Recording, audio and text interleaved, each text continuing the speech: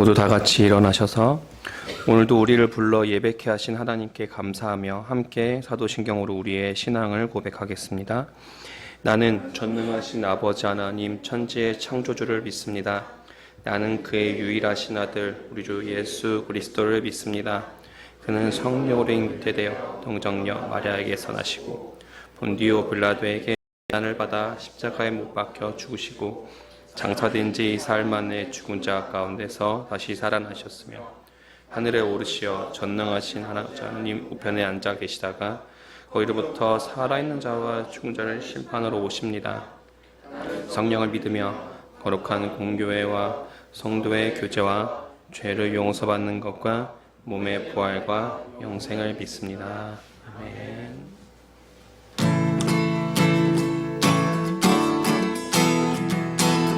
찬양 드리겠습니다. 예수 열방의 소망, 예수 열방의 소망, 예수 우리의 위로자, 주는 온 땅의 영원한 소망, 예수 어둠 속의 빛, 예수 변함없는 진리, 주는 온 땅의 빛이 되시네. 우리 위해 죽으시고 다시 사신 생명의 주, 주님만이 소망이요 변함없는 반석이라, 주님만이 온 세상을 비추시네. 또 죽음에서 부활하신 우리 구주 평강의 왕, 주를 믿는 모든 자의 소망 되신 주를 믿네. 예수 열방의 소망, 예수 열방의 소망, 예수 우리의 위로자, 주는 온 땅의 영원한 소망, 예수 어둠 속의 빛, 예수 변함없는 진리, 주는 온 땅의 빛이 되시네. 우리 위해 죽으시고 다시 사신 생명의 주, 주님만이 소망이요 변함없는 반석이라, 주님만이 온 세상을 비추시네.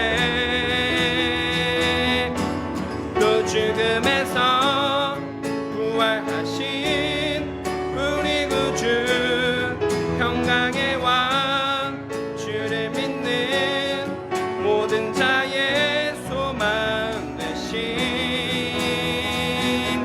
주를 믿네. 우리 위해 죽으시고 우리 위해 죽으시고 다시 사신 생명, 우리를 위해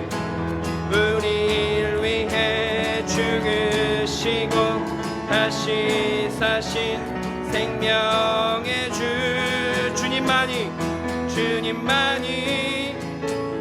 이요 변함없는 반석이라, 주님만이 온 세상을 비추시네.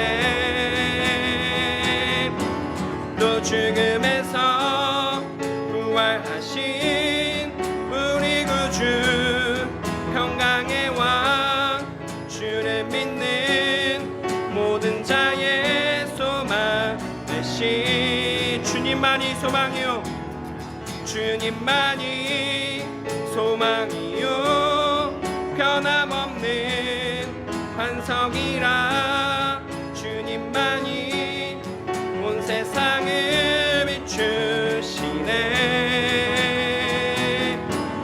또 죽음에서 부활하신 우리 구주 평강의 왕 주를 믿는 모든 자의 소망이신 주를 믿네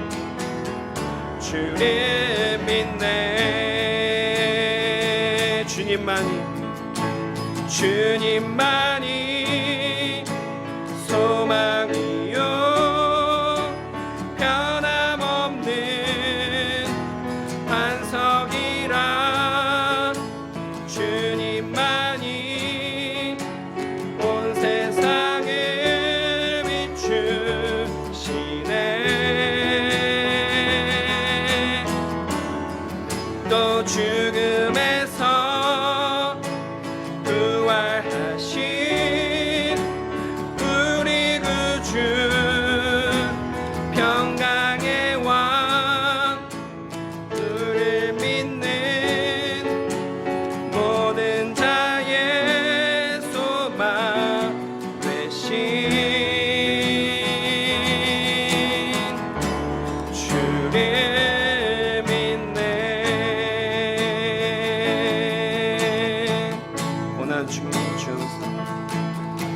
고난 중에 주음성 들을 수 없다 해도 참된 진리 되신 주 나는 붙드네 풍이 몰려와도 험한 길을 간대도 믿음에 두 손 들고 주 신뢰해 고난 중에 주 음성 들을 수 없다 해도 참된 진리 되신 주 나는 붙드네 풍이 몰려와도 험한 길을 간대도 믿음에 두 손 들고 주 신뢰해 내게 행하신 그 놀라운 일 생명 주신 주를 기억하네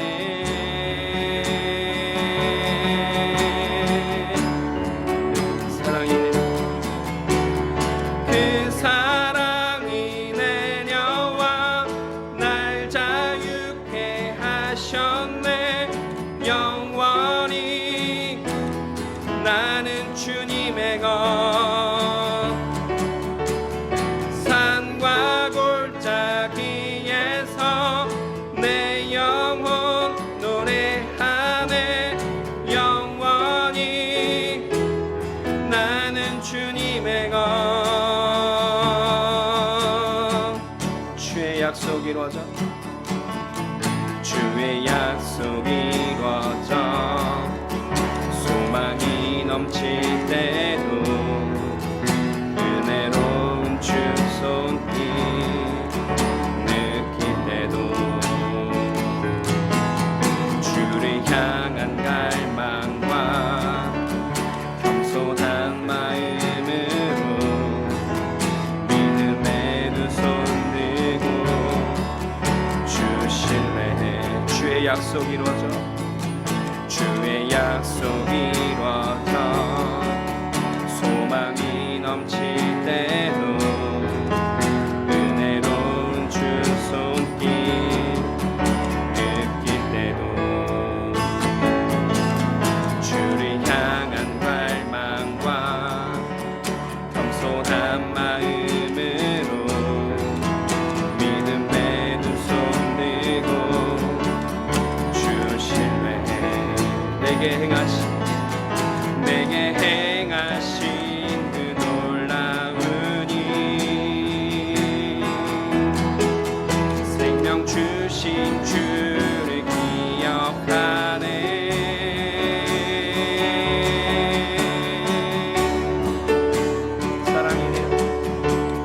그 사랑이 내려와 날 자유케 하네 하셨네. 영원히 나는 주님의 것. 산과 골짜기에서 내 영혼 노래하네. 영원히 나는 주님의 것. 그 사랑이 내려와, 그 사랑이 내려와 날 자유케 하셨네. 영원히 나는 주님의 것. 산과 골짜기에서 내 영혼 노래하네.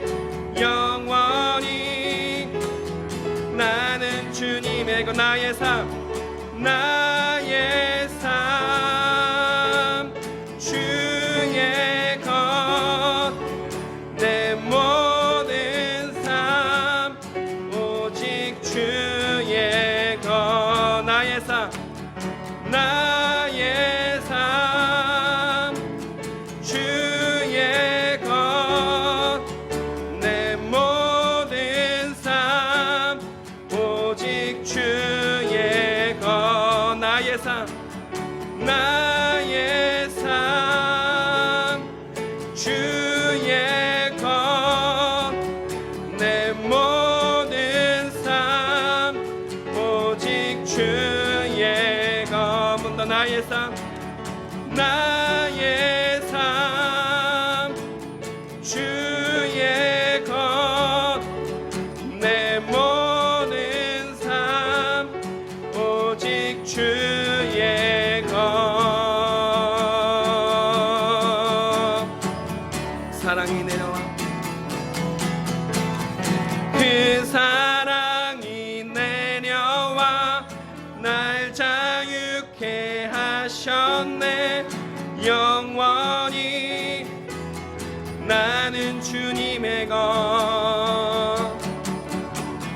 산과 골짜기에서 내 영혼 노래하네.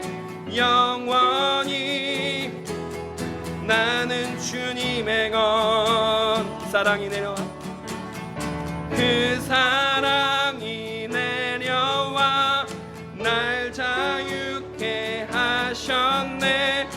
영원히 나는 주님의 것. 산과 골짜기에서 내 영혼 노래하네. 영원히 나는 주님의 것. 주님 큰 영광 받으소서. 주님 큰 영광 받으소서. 홀로 찬양 받으소서. 모든 이름 위에 뛰어난 그 이름. 온 땅과 하늘이 다 찬양해. 겸손하게 우리 무릎 꿇고 주 이름 앞에 영광 돌리세. 모두 절하세. 독생자 예수 주님께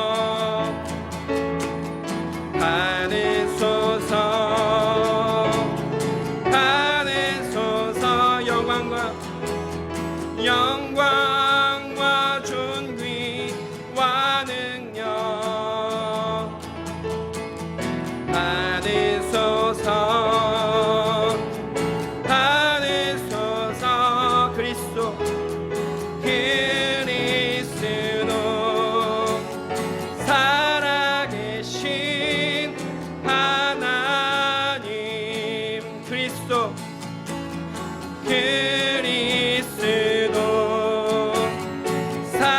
살아계신 하나님. 아멘. 계속해서 침묵으로 기도하시겠습니다.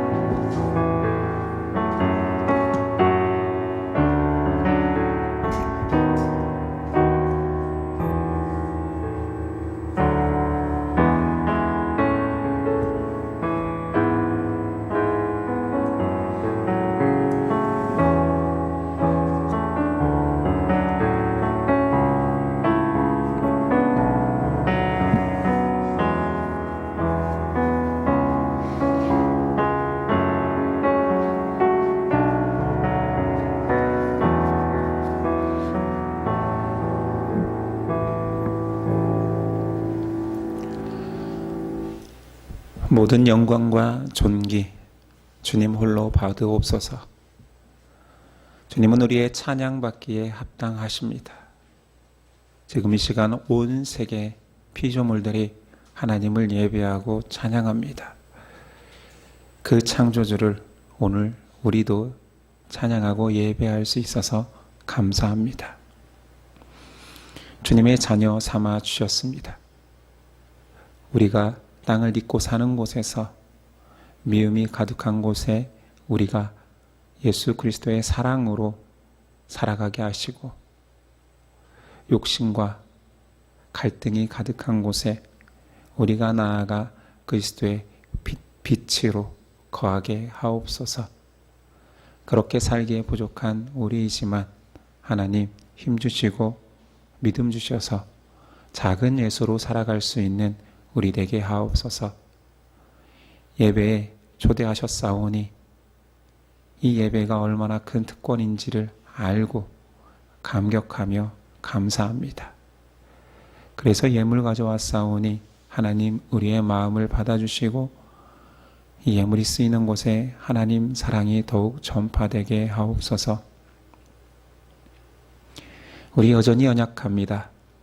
주님 어떻게 하면 예수님처럼 살 수 있습니까? 능력의 말씀을 주셔서 그 말씀이 우리 심령을 변화시켜 우리 안에 그리스도의 말씀이 살아 생명력 있게 하옵소서. 오늘도 그 말씀을 기대하오며 예수 그리스도의 이름으로 기도드립니다. 아멘. 우리 일어나셔서 십계명 낭독이 있겠습니다.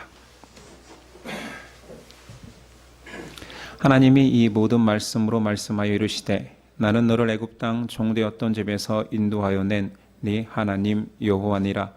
제1은 너는 나 외에는 다른 신들을 내게 두지 말라.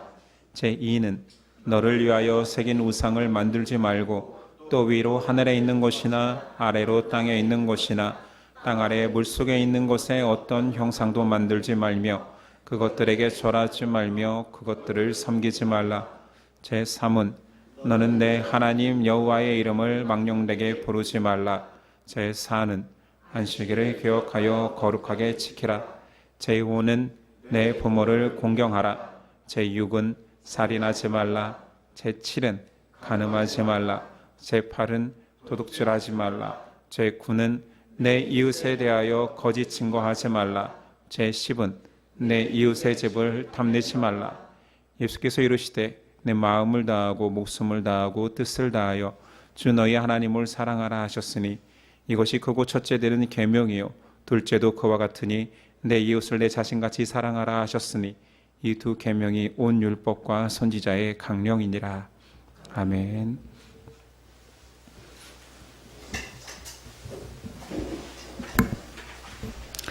오늘 우리에게 주시는 하나님의 말씀은 누가복음 7장 11절로 17절까지입니다.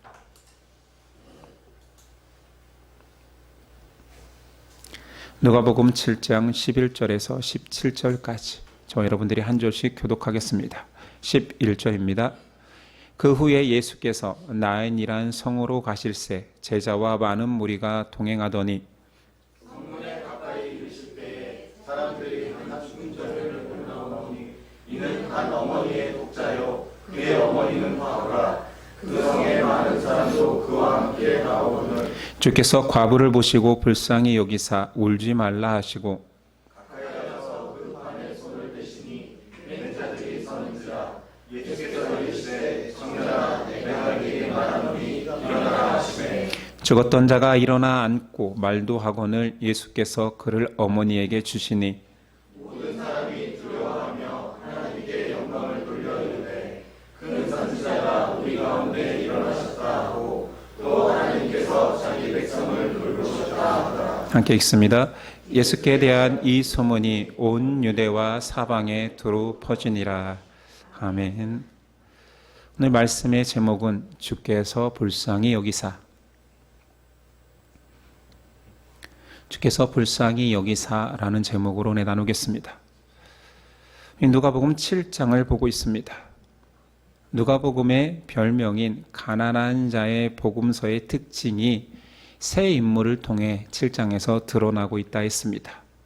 지난 시간 이방인 백부장의 그 첫 번째 증인이었고 두 번째 아들을 잃은 과부의 이야기입니다. 예수님께서는 공생의 기간 동안 세 사람을 죽음 가운데서 살리셨습니다. 그 첫 번째 사건이 오늘 말씀이죠. 두 번째는 회당장 야이로의 딸이었고 세 번째는 베다니의 나사로 죽은 자를 살린 사건입니다.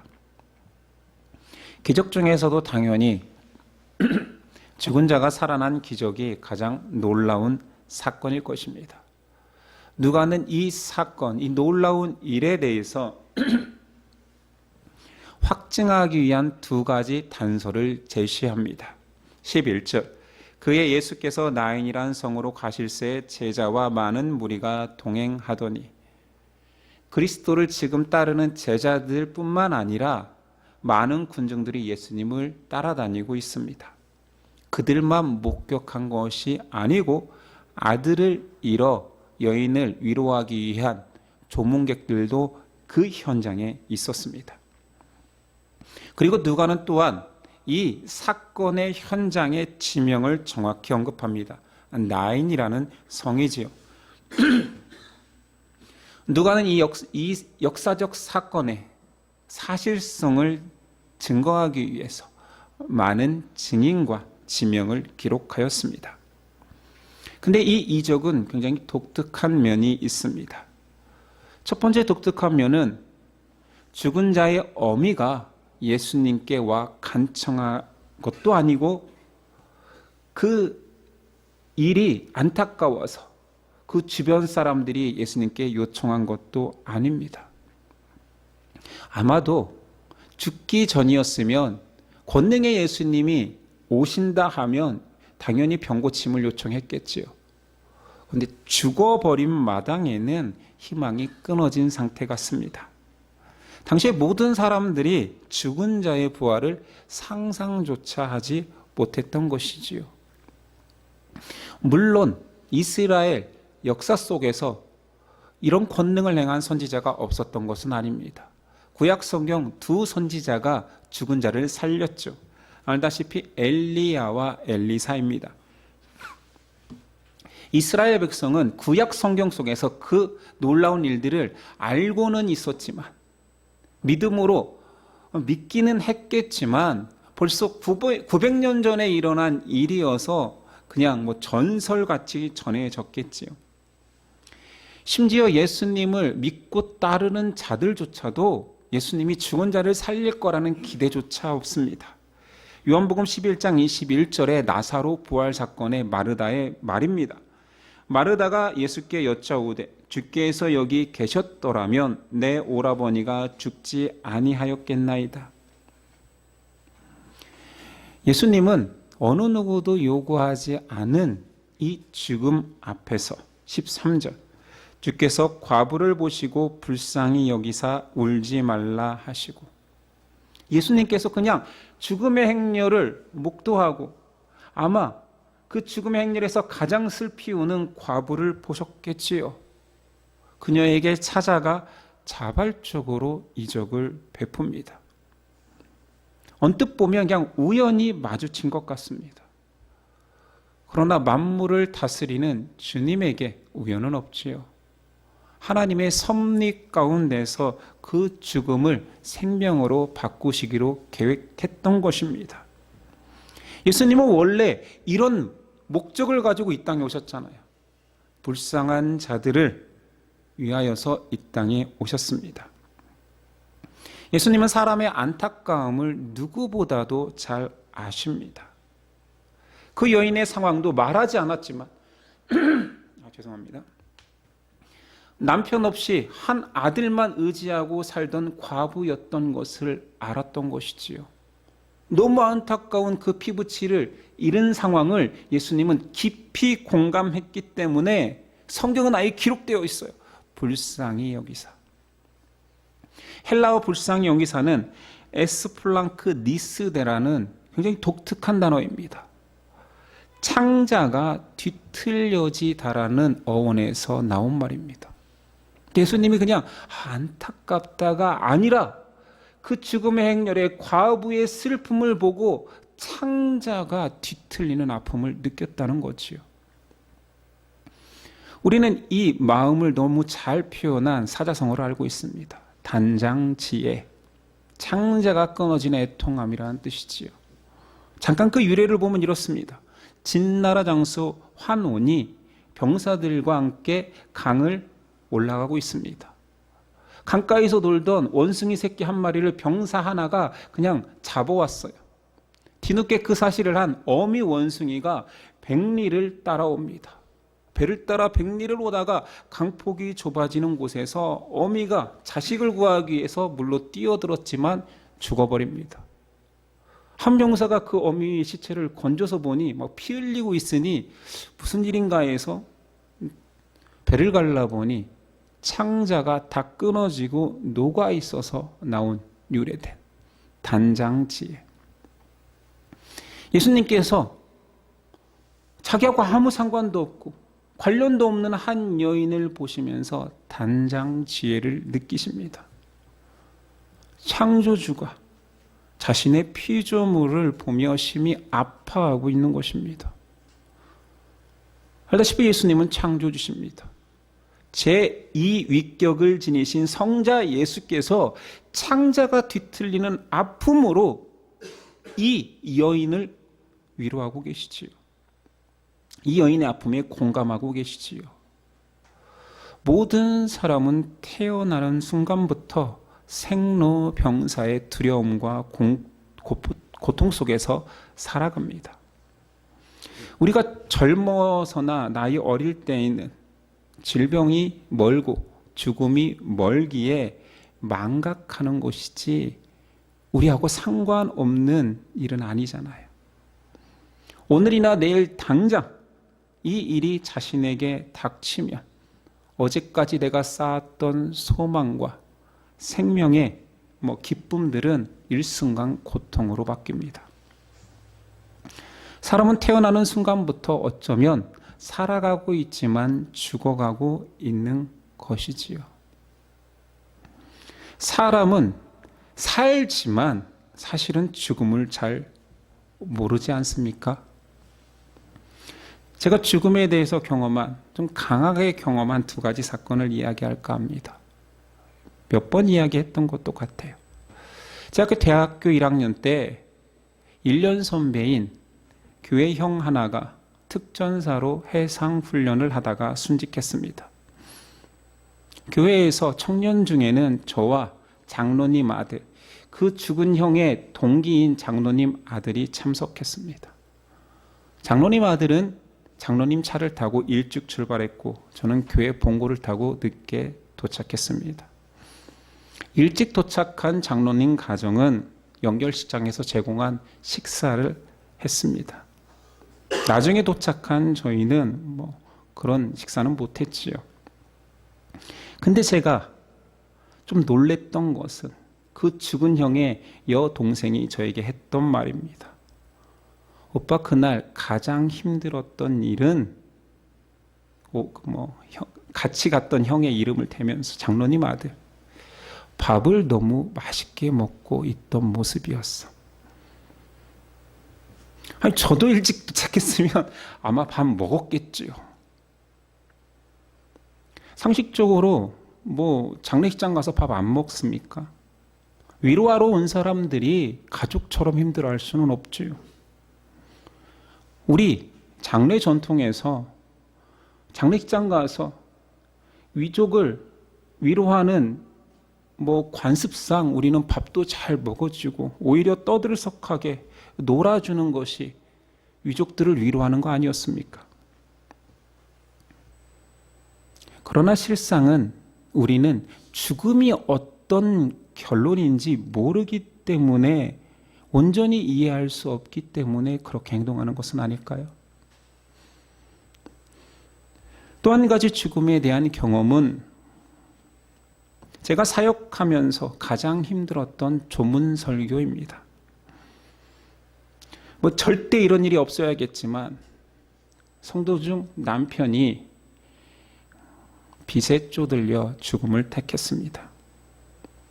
갓 돌진한 아들과 아내를 남겨놓고 아내가 상주인 곳에 가서 제가 조문 설교를 해야 했습니다. 저는 그 남편이 잃은 여집사님을 몰랐습니다.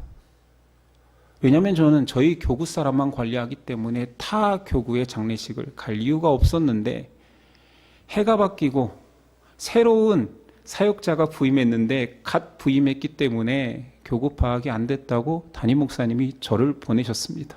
아니, 저도 잘 모르는데 무슨 설교를 한단 말입니까? 그래서 그날 설교한 본문이 오늘 본문과 같습니다. 구구절절 내용을 설명하진 않았지만 저는 이 본문을 읽고 이렇게만 얘기했습니다. 주께서 아십니다. 주께서 이 모든 상황을 아십니다.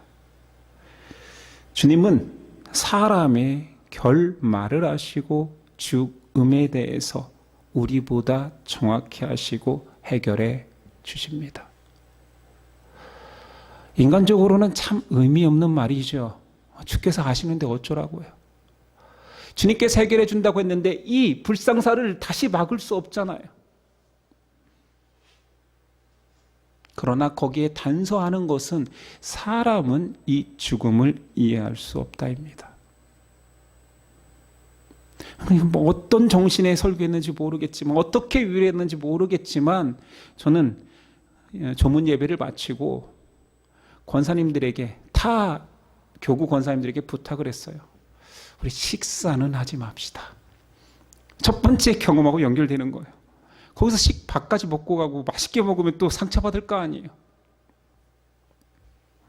그랬더니 그 권사님들이 타 교구 목사가 자기네 일을 해준 거라 여겨서 너무 고마운 마당에 이런 갸륵한 마음으로 여기서 식사하지 맙시다 라는 말에 감동하여서 저를 구파발에서 가장 비싼 갈비집에서 갈비탕을 먹여주셨습니다.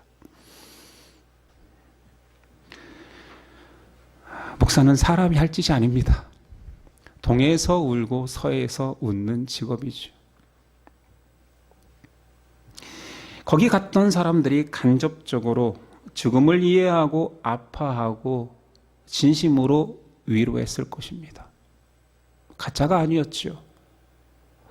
그러나 죽음이 정말 어떤 건지 사람이 알지 못하기에 어떻게 위로해야 될지도, 어떤 상황을 닥친 것도 모르기에 그곳에서는 슬퍼할 수 있지만 뒤돌아오면 웃을 수도 있습니다.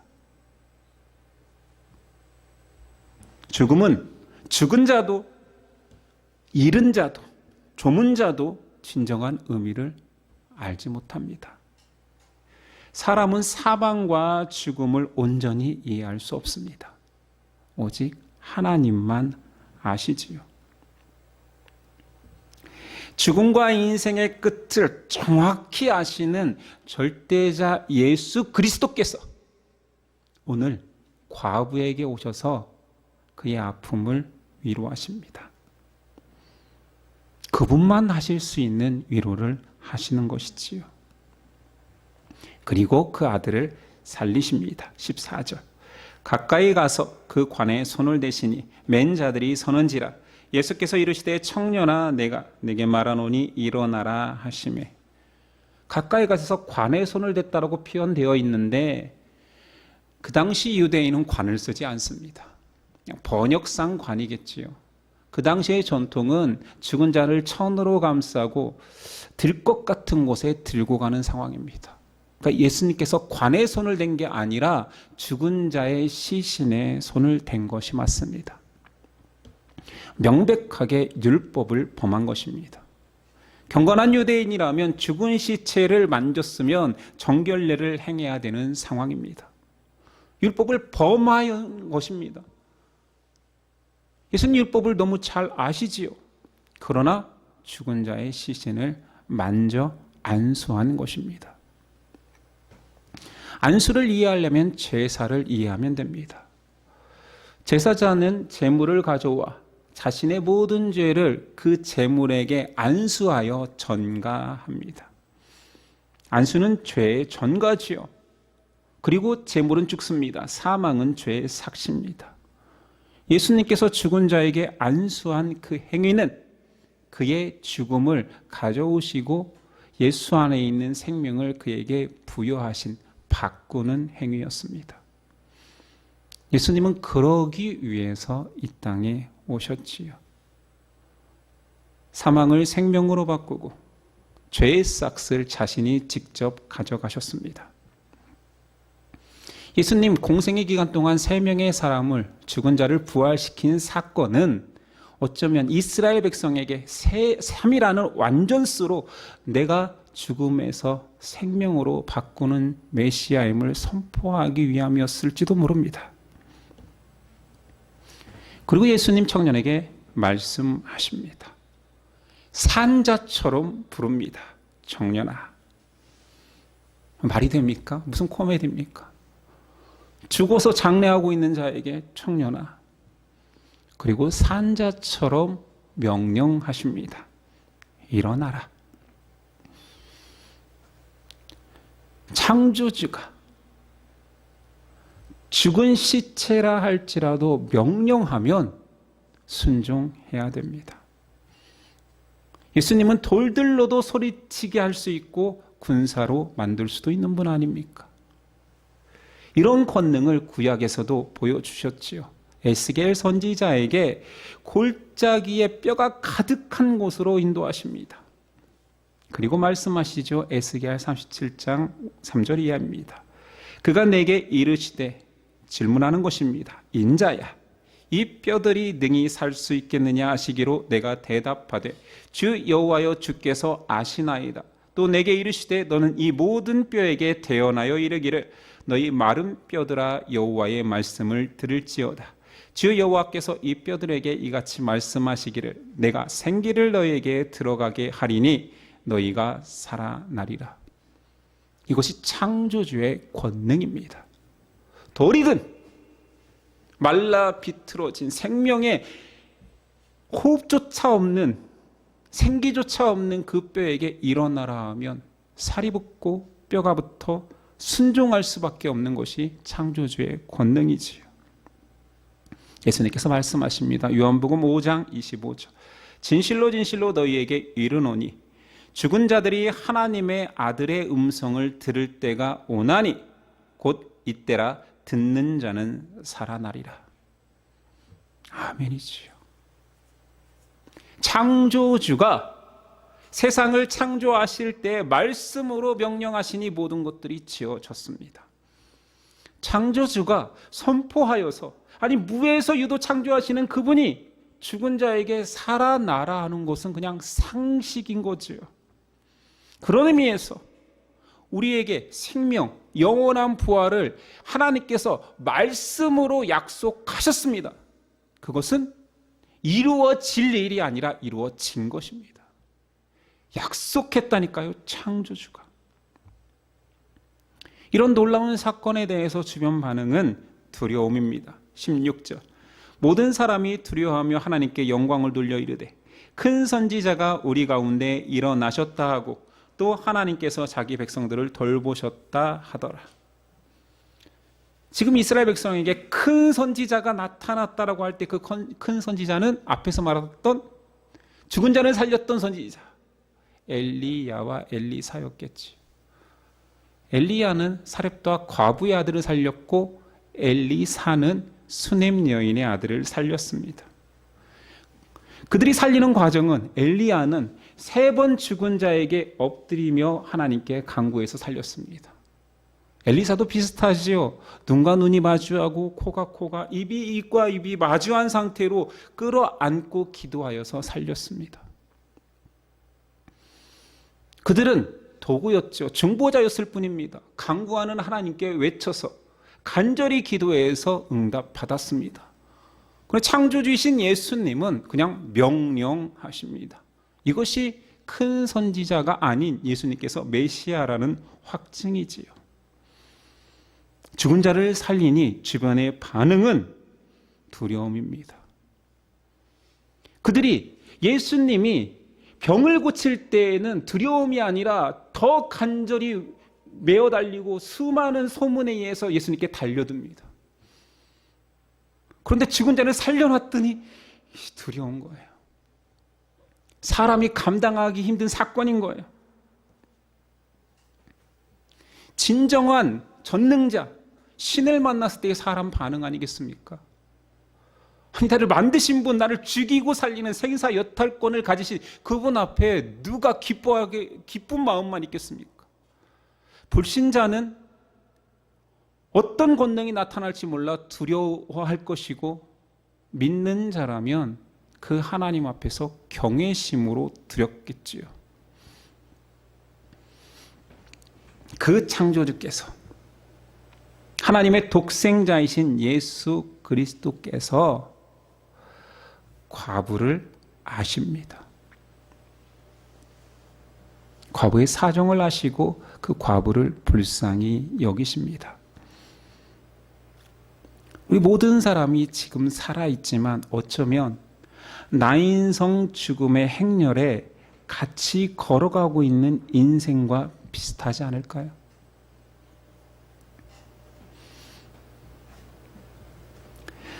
주님은 이 행렬에 속해 있는 우리, 두려움도 있겠지요. 나도 저렇게 죽을 수 있다. 과부의 마음을 이해하고 나도 과부 참 불쌍한데 내 인생도 그럴 수 있다. 그런 아픔 가진 자도 있겠지요.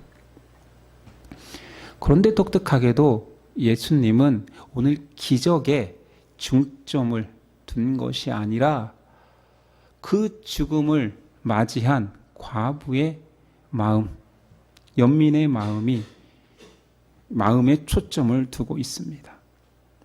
창조주께서, 구원자이신 예수 그리스도께서 그 여인을 아신다라는 거에 초점이 있습니다. 이것이 은혜입니다. 기독교 전통 속에서 오랫동안 불리워지고 행해졌던 기도문 하나가 있으니, 찬양으로도 쓰이고 기도문으로 쓰인 아주 간단한 성구 하나가 있으니 끼리에 엘레이손입니다. 아는 분은 아시지요? 라틴어. 주여 불쌍히 여기소서. 아마 유래는 소경거지 바디메오가 눈이 보이지 않는데 병고침의 권능을 가진 예수가 지나간다라는 느낌을 받고 외치는 것입니다. 다윗의 자손 예수여, 나를 불쌍히 여기소서. 다윗의 자손 예수여, 나를 불쌍히 여기소서. 오고 있는지 가고 있는지도 모릅니다. 나를 불쌍히 여기소서 계속 외치고 있는데 예수님이 오셔서 그의 눈을 뜨게 해주십니다. 끼리에 엘레이손. 창조주가 그의 음성을 들으면, 그가 맹인이었기 때문에 예수님과 눈을 마주칠 수는 없었겠지요. 그러나 창조주가 피조물을 향하여 눈빛을 주시면 모든 문제가 해결된 거 아닙니까? 흔히 말하는 성공 아닙니까? 피조물이 창조주를 아련했다니까요. 이럴 때 쓰는 말이 성은이 망극합니다, 이런 거 아닐까요? 시쳇말로 대바가 아니에요. 어떤 인생이 창조주를 끌어들이고 시선을 끌고 나를 만지게 한단 말입니까? 사망 권세를 이기신 예수님, 결국 죽음에서 그 불쌍한 자를 건지시고 모든 문제를 해결해 주십니다. 그런데 이 문제가 해결되기 전에 예수님의 관심을 끌었으면, 예수님의 불쌍히 여기는 그 창자가 끊어지는 아픔을 느끼게 하는 그 존재가 되어버리면 그냥 인생은 성공인 것입니다. 왜냐하면 예수님이 부활시킨 세 사람도 결국은 죽었잖아요. 진정한 부활이 아니었습니다. 예수님이 죽은 자를 살린 사역은 예표일 뿐입니다. 진정한 부활이 있음을 알려주는 것입니다. 사망 권세를 이기신 하나님의 능력을 나타낸 것이요, 모든 죄를 지고 안수하여서 그 모든 죄를 전가받아 사망에서 생명으로 옮기는 분이 있고, 그 일을 행하실 예수 그리스도께서 십자가를 지실 것이며, 그분은 죽지만 결국 부활하여서 동일한 부활에 예수 믿는 자, 그의 백성도 참여케 한다라는 것을 알려주기 위함이었습니다. 우리 인생에 지금 죽고 지금 사는 것은 의미가 없습니다. 결국 또 죽게 되어 있습니다. 예수님이 가르쳐주고 싶었던 것은 진정한 부활인 것이지요. 예수님의 마지막 모습을 묘사하는 것이 독특합니다. 15절. 죽었던 자가 일어나 앉고 말도 하거늘 예수께서 그를 어머니에게 주시니. 예수님께서 죽은 그 아들을 어머니에게 주었다라는 표현을 누가는 씁니다. 살아난 아들이 그냥 어머니에게 가면 되지요. 근데 왜 이런 동사를 썼을까요? 예수님께서 불가능한 그 일, 사망에서 생명으로 죽은 자를 부활시킨 그 아들을 선물처럼 주었다라는 표현입니다. 그리고 이 기적에 대해서 어떠한 값도, 어떠한 대가도 요구하지 않고 그냥 선물처럼 주었다를 강조하기 위하여서 어머니에게 주었다. 이것이 우리가 받은 선물입니다. 아무것도 요구하지 않고 그냥 그분을 믿고 따르기만 하면, 그의 눈에 들어 불쌍히 여김만 받으면, 성은을 입으면 그냥 신분이 바뀌는 것입니다. 이 사건이 바로 오늘 우리에게 베풀어진 은혜입니다. 영원한 생명을 값없이 얻었습니다. 나인성에서 일어난 이 한 여인의 간증은 사실은 지금 우리의 간증입니다. 나의 간증이지요. 양태만 바뀔 뿐이지 나에게 이루어진 일을 이렇게 묘사되었을 뿐인 거예요. 누가는 이 사건에서 또 독특한 하나를 쓰니 처음으로 주님이라는 표현을, 호칭을 사용합니다. 퀴리오스. 그 전까지는 예수님을 선생님 또는 예수님 이런 지칭을 쓰다가 처음으로 주께서 13절입니다. 주께서 퀴리오스, 과부를 보시고 불쌍히 여기사 울지 말라 하시고, 누가는 굉장히 섬세하게 이 복음서를 남겼고 계획적으로 남겼습니다. 처음으로 주라는 단어를 여기서 사용한 이유는 죽음의 사망의 모든 권세를 깨뜨리고 생사여탈권을 가진 메시아, 이분이 진정 주인이다를 강조하고 싶었던 것입니다. 그 전에 놀라운 일들을 베풀었을지라도 사람들이 인정하지 않지요. 큰 선지자인가보다. 그런데 이제 진짜 창조주로서 죽은 자를 살리고 없는 것을 있게 하는 그 피조물을 만드는 분임을 인정하고 주인님이라는 고백이 시작되는 것입니다. 자, 그 주인께서, 그 창조주께서 우리의 사정을 아십니다. 주인께서 우리의 결론을 아십니다.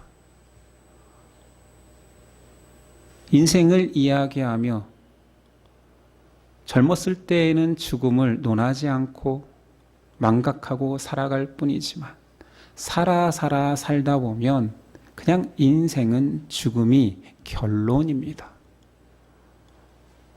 아니 어찌 보면 굉장히 허무한 인생 아닙니까? 아니 어떤 일이 결론이 죽음입니까? 어떤 끝이 죽음이 결론입니까? 우린 너무 오랫동안 당연히 받아들였기 때문에 열심히 살면 죽는다 이것을 망각하고 삽니다. 좋은 일 하며 살아도 끝은 죽음이다. 아무리 많은 것들을 가져도 그 끝에는 죽음이다. 내일 죽음이 결정된 자만 아마 죽음을 처음으로 인식하게 되지 않을까요? 근데 우리의 끝이 죽음입니다. 인생의 끝이 죽음입니다. 세상 많은 사람들이 예수님을 인정하지 않고 부르짖지 않는 이유는 그 죽음을 모르기 때문이에요. 아마 물어보면 왜 몰라? 사람이 죽지. 내가 얼마나 많이 가족들과 주변 사람들의 죽음을 목격하며 살았는데 아니요, 모릅니다.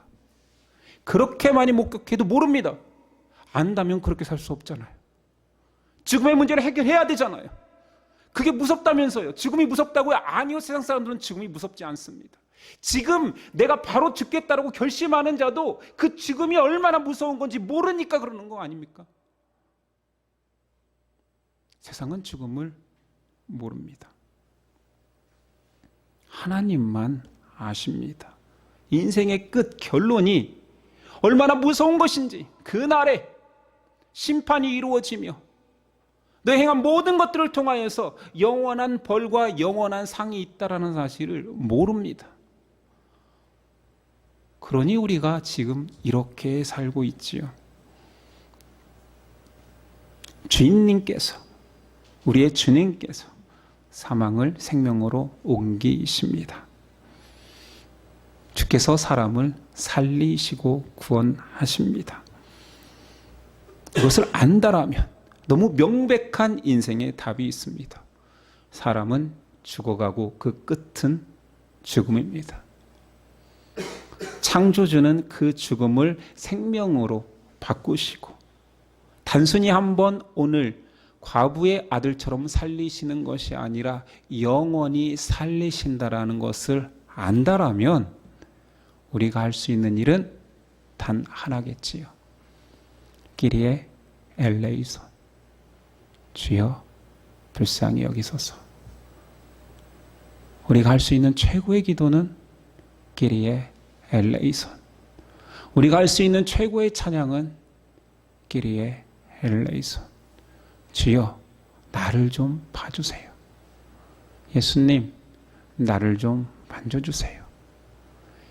예수님 내 인생의 결론을 바꿔주세요. 예수님 하루하루 죽어가는 인생이 불쌍하지 않습니까? 나를 건져주세요. 주의 자비를 구할 수밖에 없습니다. 다행히도 우리는 예수님의 눈길이 머무는 자입니다. 예수님의 손길이 닿는 자입니다. 얼마나 큰 축복이며 은혜입니까? 우리 인생에서 이 은혜의 감격을 창조주가 피조물인 나를 사랑하고 만지시고 바라보시고 심지어 나를 위해 죽었다라는, 그리고 나를 위해 부활하시고 그 부활에 참여시켰다라는 것을 잊지 않는 저희 여러분 됐으면 좋겠습니다. 기도하겠습니다. 감사합니다. 주님, 주여 우리를 불쌍히 여기소서. 우리를 구원하소서. 주여 당신의 십자가 사역을 나를 통해 완성하소서. 우리를 만지시고 살피시고 영원한 나라로 인도하소서. 이 모든 것을 행하실 예수 그리스도 이름으로 기도드렸습니다. 아멘. 일어나서 결단 찬송 드립니다.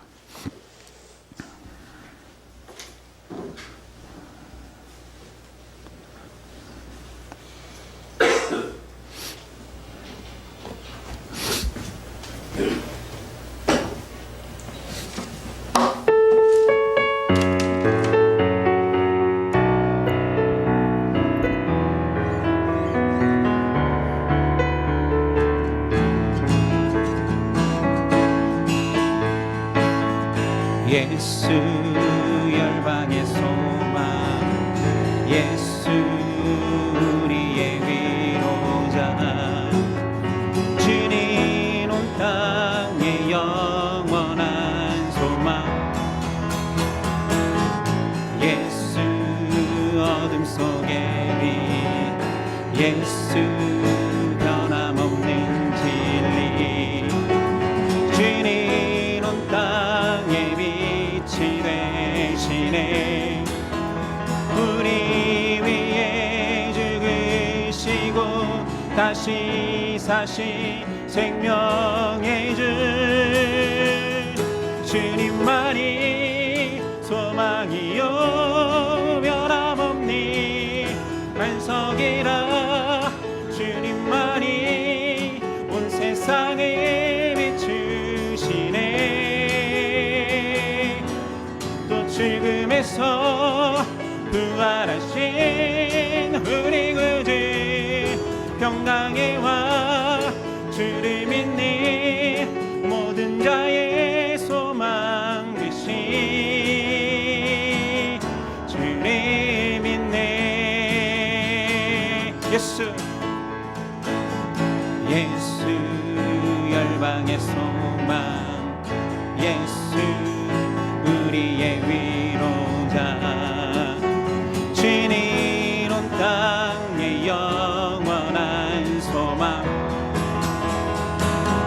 예수 어둠 속의 빛 예수 변함없는 진리 주님 온 땅의 빛이 되시네 우리 위해 죽으시고 다시 사신 생명의 주 우리 위해 죽으시고 다시 사신 생명의 주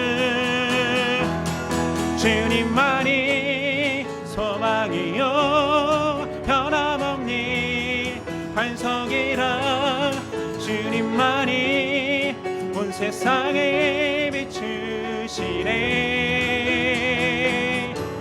또 죽음에서 부활하신 우리 구주 평강의 왕 주를 믿니 모든 자의 소망 되시 주를 믿네 우리 위에 죽으시고 다시 사신 생명 우리 위에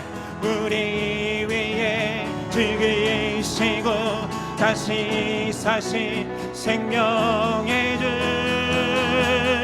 주님만이 소망이요 변함없니 반석이라 주님만이 온 세상을 비추시네 또 죽음에서 부활하신 우리 구주 평강의 왕 주를 믿니 모든 자의 소망 되시 주를 믿네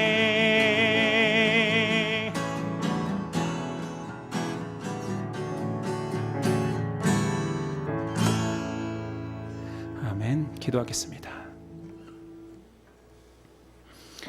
이제는 우리 주 예수 그리스도의 그 놀라운 은혜와 그 아들을 희생시키면서까지 사랑하신 하나님의 사랑과 못난 우리지만 긍휼히 여기시고 끝까지 함께 하시는 성령의 교통하심이 지금부터 영원까지 함께 하시기를 간절히 축원하옵나이다. 아멘.